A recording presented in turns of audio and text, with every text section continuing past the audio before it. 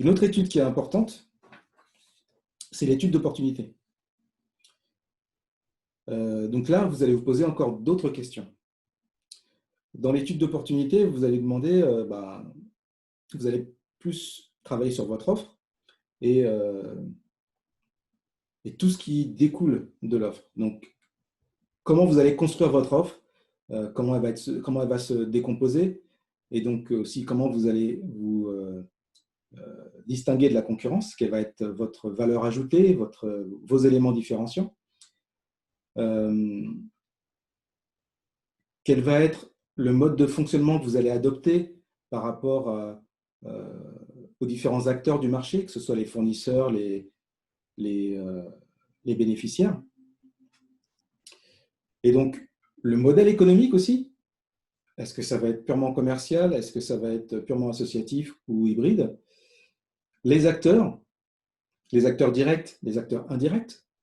Donc, vous allez vous rendre compte dans certains cas que vous avez par exemple des bénéficiaires directs, ceux que vous avez identifiés en tout premier lieu, qui étaient votre première cible. Et des fois, vous allez vous rendre compte qu'il y a aussi des bénéficiaires indirects, des acteurs du marché qui n'étaient pas identifiés à la base, mais qui vont aussi bénéficier de ce que vous allez mettre en place. Par exemple, vous montez un projet de construction de maisons écologiques dans un pays quelconque pour une population donnée. Donc, vos bénéficiaires, c'est la population donnée que vous avez identifiée selon les critères que vous avez choisis. Et vous allez vous rendre compte que le fait de promouvoir votre produit, qui va être, comment dire, par exemple, une résidence écologique à bas prix, pour la réaliser, vous allez faire appel à des artisans locaux qui vont aussi utiliser de la matière première locale, par exemple. Donc, vous allez avoir dans les bénéficiaires indirects ces artisans locaux qui ne sont pas du tout des bénéficiaires, qui sont à la base des acteurs sur lesquels vous vous reposez dans votre projet, mais qui vont bénéficier de l'élan que va donner votre projet. Ça va leur donner plus de travail, plus de visibilité, et du coup, ils vont bénéficier de la visibilité de votre projet, et de la même façon, leurs fournisseurs vont aussi en bénéficier. On en parlera dans la prochaine masterclass, mais là aussi, il y a de la communication à faire par rapport à ces bénéficiaires indirects pour, dans un second temps, voir comment vous allez faire évoluer votre projet. Donc, j'en parlerai la prochaine fois. Vous allez aussi donc vous poser des questions par rapport aux compétences que vous avez ou que vous n'avez pas. De la même façon, les compétences des différents acteurs qui vont vous accompagner. Est-ce que vous avez besoin de compétences spécifiques que les artisans n'ont pas? Comment vous allez les former? Ou vous assurer vers qui vous les orientez pour qu'ils soient formés? Et puis aussi les problématiques de financement. Donc, voir comment vous allez trouver le modèle économique qui va vous permettre d'avoir un financement qui soit écologique pour tout le monde et que vous n'ayez pas des partenaires qui disparaissent en cours de route, ou que vous soyez amené à disparaître en cours de route à cause de problématiques, par exemple, de trésorerie, de cash flow.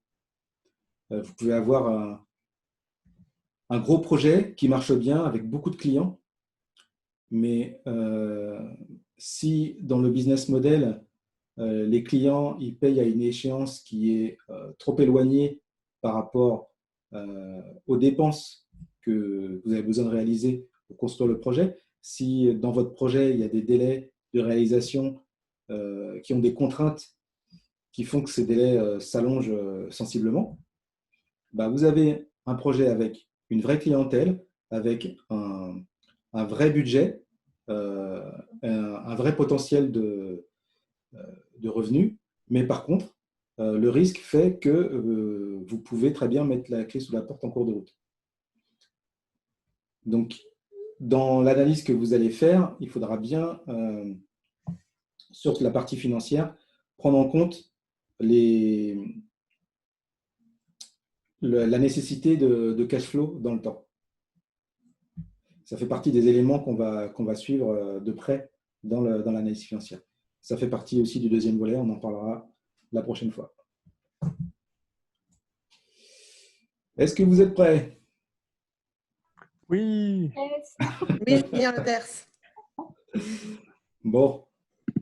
Alors. Tac. C'est parti.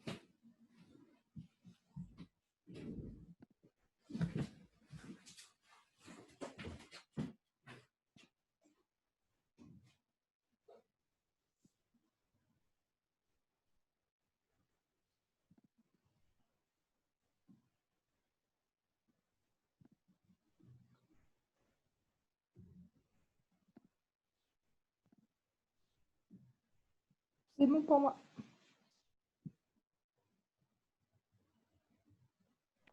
Pareil pour moi. C'est bon.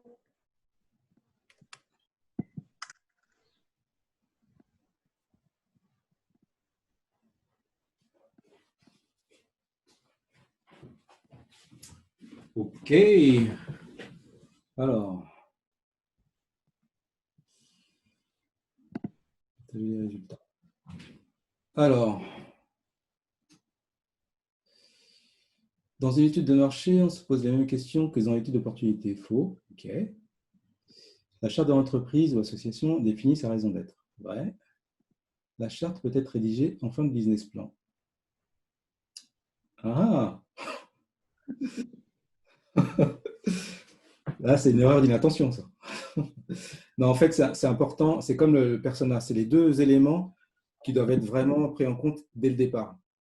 Parce que dans votre charte, vous avez la raison d'être de votre entreprise que vous allez définir. Ce que vous allez faire, votre vision, vos valeurs, votre mission, les actions, tout ça, c'est dans la charte.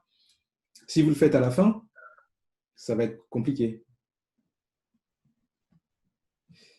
Et vous allez voir que pendant la rédaction, tout ça aussi, ça va évoluer.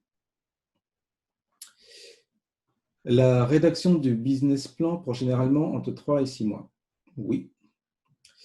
La collecte de données nécessite d'aller à la rencontre des clients. Vrai. Ah, personne n'est tombé dans le piège, là, j'avais inversé vrai et faux.